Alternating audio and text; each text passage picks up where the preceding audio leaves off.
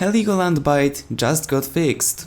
I know it's quite ironic for me to say this, since in my previous video I've said that even though the map was tweaked, it is still unbalanced and it will not be playable for the infantry. I admit, I was wrong.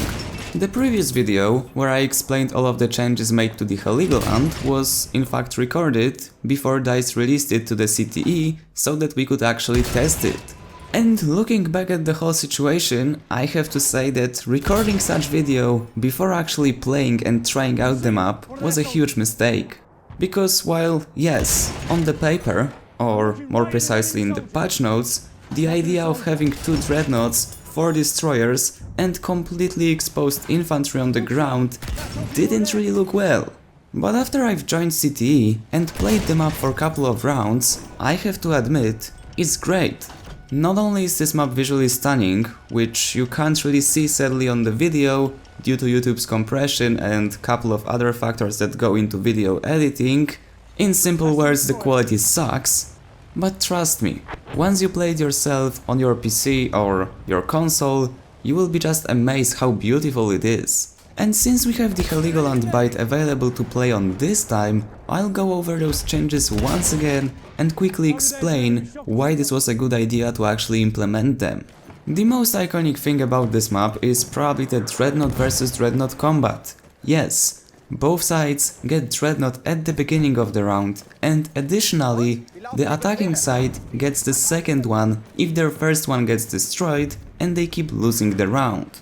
When I first heard about DICE adding 2 Dreadnoughts on the same map, I was like, RIP infantry gameplay. There is no way we're gonna be able to even run around on the ground due to the mortar spam. From the Dreadnought, of course.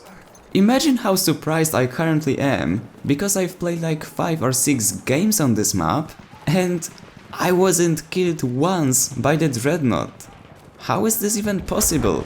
Somehow, every single round I've played, the Dreadnoughts were so caught up in fighting each other that they didn't pay any attention to other players on the battlefield.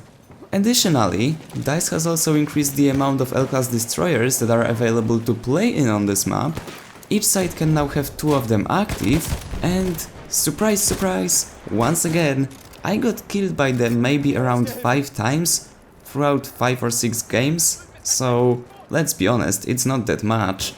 Especially considering that after the patch, all of the objectives can actually be taken by destroyers. They don't need to go on the land, I mean the guys sitting in the destroyers, not the actual destroyers, and still, they're not that irritating. Of course, you will get killed by them couple of times, but this is not an infantry map and it will never be. It is purely designed for the naval combat, and because of that, guys in the boats will always be at the advantage. When it comes to the aircraft on the map, DICE has also made couple of tweaks. They reduced the overall amount of planes from 6 to 5, but now only 2 are available to each side, and if you want to obtain the third one, you have to capture the objective with the U-boat to be able to spawn in it. They have also increased the amount of anti-aircraft cannons and added them more cover around so that they actually aren't getting instantly destroyed, or that guys sitting in it aren't getting instantly sniped. And of course, while talking about the aircraft, we can't forget about the new C-class airships, which are available to each side. Again, in my previous video, I was worried that those will be wrecking infantry on the ground 24/7, but as it turned out, majority of players can't even fly them, and I suppose we will get Battlefield 2018 before they actually learn how to do it. DICE has also implemented an additional objective near the tunnel, and I got to admit, again, very good idea and solid implementation. It really added a lot more to the gameplay. It is not that much of a cluster in the middle of the map now, and since it forces players to go a little bit further to actually capture it, then majority of players tend to actually go to the next objective with the U-boat and actually fight for it as well.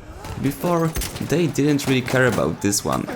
Overall, after playing the map for a couple of rounds, I really have to admit that it is a very solid one.